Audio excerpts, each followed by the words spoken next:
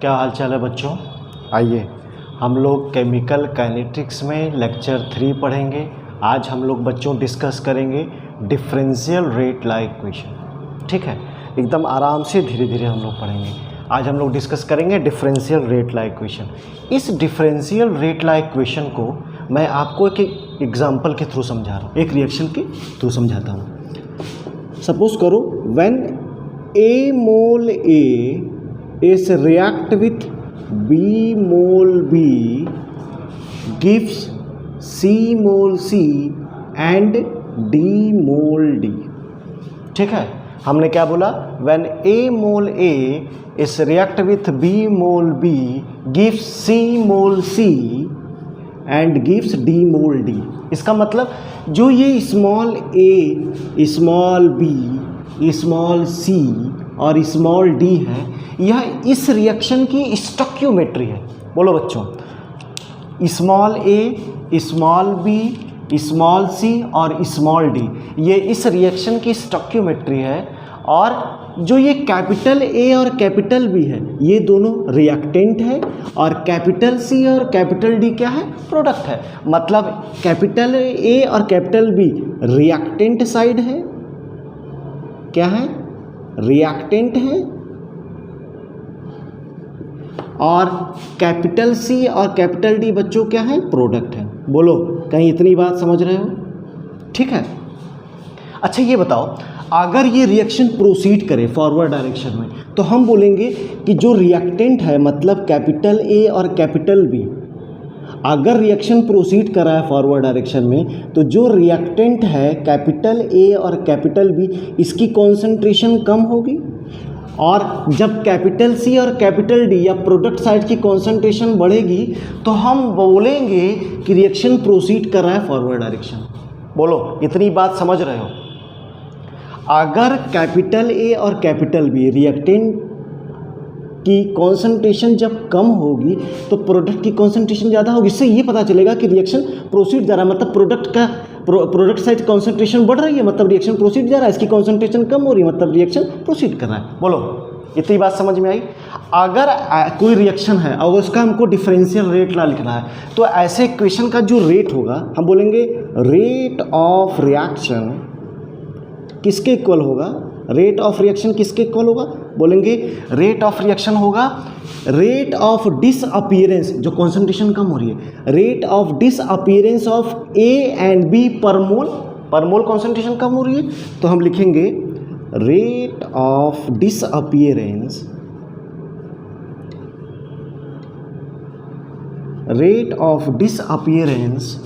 Of A and B per mole. अच्छा, जिस rate से रिएक्टेंट की कॉन्सेंट्रेशन कम हो रही होगी, डिसअपीयर हो रही होगी, उसी सेम रेट से इसकी कॉन्सेंट्रेशन बढ़ रही होगी, प्रोडक्ट की कॉन्सेंट्रेशन बढ़ रही होगी। या बोलेंगे रेट ऑफ इक्वल कर रहे हैं, क्योंकि दोनों की जिस रेट से इसका कॉन्सेंट्रेशन कम हो रहा होगा, उस रेट से इसकी कॉन्सेंट्रेशन बढ़ रही होगी। तो हमने रेट क्या क्या इक्वल कर दिया, तो बोलेंगे rate of appearance of C and D per मोल। बोलो बच्चों, ये बात समझ में आई? ये इक्वेशन समझ में आया? जो रेट ऑफ रिएक्शन होगा पूरे रिएक्शन का, टोटल रिएक्शन का रेट, वो होगा rate of disappearance of A and B per mole equal to rate of appearance of C and D per मोल। बोलो बच्चों, ठीक है, इतनी बात समझ में आई? अब देखिए, जो ये रिएक्शन की स्टोइकियोमेट्री है, जब हम किसी इक्वेशन का, किसी रिएक्शन का डिफरेंशियल रेट लॉ या रेट लॉ इक्वेशन लिखते हैं, तो जो स्टोइकियोमेट्री है, cap small a, small b, small c, small d, वो 1 में चला जाता है।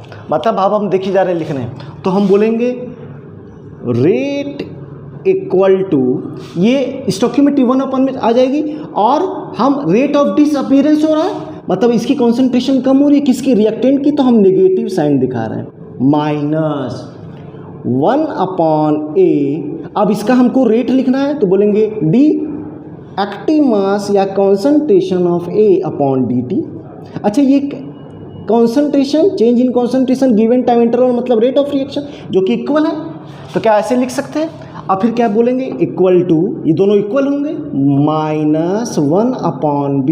अच्छा, जो ये माइनस माइनस मैं लिख रहा हूँ, ये समझ में आ रहा है ना बच्चों कि ये माइनस लिख रहा है, मतलब इसकी रेट ऑफ, इसकी कंसंट्रेशन डिसअपियर हो रही है, कम हो रही है, इसलिए हमने नेगेटिव लिखा। मतलब डी एक्टिव मास या change in concentration of B/dt। बोलो बच्चों। फिर इक्वल टू, अब इसकी कंसंट्रेशन बढ़ रही प्रोडक्ट साइड, तो बोलेंगे प्लस, फिर stoichiometry 1/c, d change in concentration या active mass of C/dt equal to plus, फिर small d 1/d, d change in concentration of D या एक्टिव मास ऑफ D/dt। बोलो, ये बात समझ में आई? कहीं ये बात समझ तो नहीं रहे बच्चों? अब क्या करेंगे, इसको बोलेंगे कि ये इक्वेशन 1 है, ठीक है, ये इक्वेशन 1 हो गया।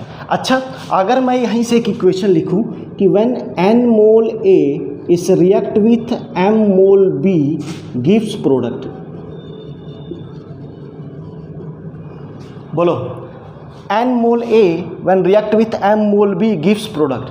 तो जो किसी भी रिएक्शन का रेट होता है वह डायरेक्टली प्रोपोर्शनल होता है कंसंट्रेशन ऑफ रिएक्टेंट। ध्यान से सुनिएगा ये बात, किसी भी रिएक्शन का जो रेट होता है बच्चों, वह चेंज इन, किसी रिएक्शन का जो रेट होता है वह रिएक्टेंट के कंसंट्रेशन के डायरेक्टली प्रोपोर्शनल होता है, साथ ही साथ उस रिएक्शन की जो स्टोइकियोमेट्री है उसके पावर के भी डायरेक्टली प्रोपोर्शनल होता है। मतलब हम बोलेंगे rate is directly proportional to concentration of A to the power n और concentration of B to the power n।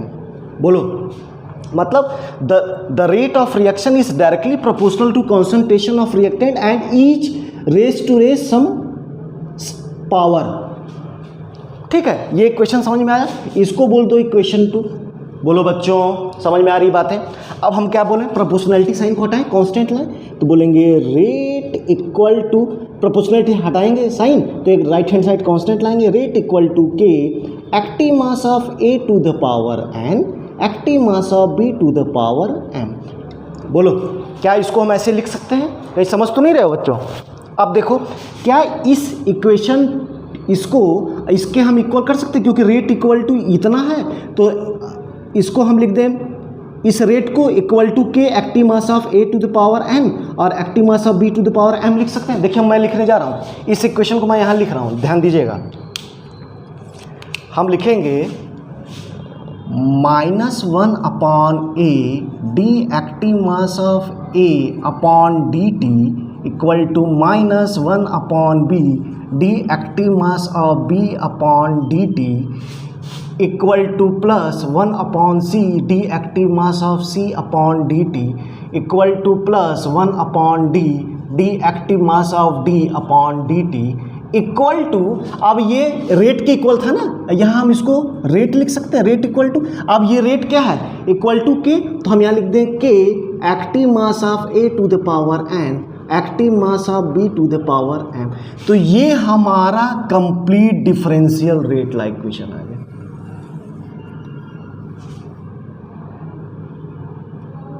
ये हमारा बच्चों एक complete differential rate like equation आ गया। बोलो, ठीक है, rate equal to -1/a d active mass of A/dt equal to -1/b d active mass of B/dt equal to plus 1/c d active mass of C/dt equal to plus 1/d d active mass of D/dt equal to के active mass of A to the power n और active mass of B to the power n। ठीक है बच्चों, ये हमारा differential rate law equation है, differential rate law equation. ठीक है बच्चों, ये हमारा क्या आया, डिफरेंशियल रेट लॉ इक्वेशन है।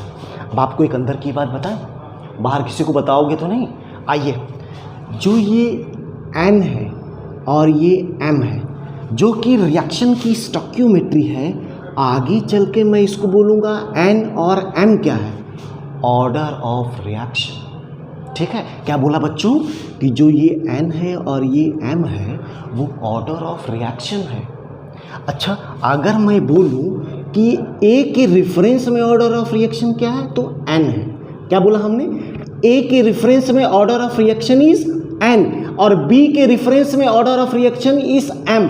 लेकिन यहीं अगर मैं बोल दूं कि ओवरऑल ऑर्डर ऑफ रिएक्शन क्या है, तो मैं बोलूंगा n plus m is overall order of reaction, overall order of reaction. N क्या है, ए के रेफरेंस में, एम क्या है, ऑर्डर ऑफ रिएक्शन बी के रेफरेंस में, और एन प्लस एम क्या है, ओवरऑल ऑर्डर ऑफ रिएक्शन। बोलो ये बात समझ में आई? जल्दी से इसका स्क्रीनशॉट ले लीजिए या इसको पॉज करके वीडियो लिख लीजिए। लिखिए बच्चों।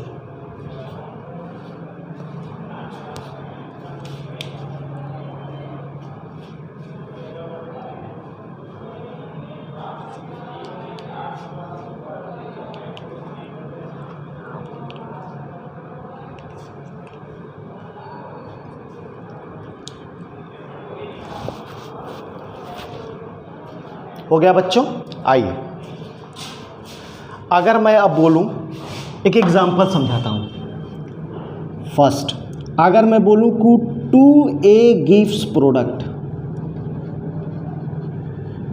तो इसका रेट ला एक्सप्रेशन क्या होगा?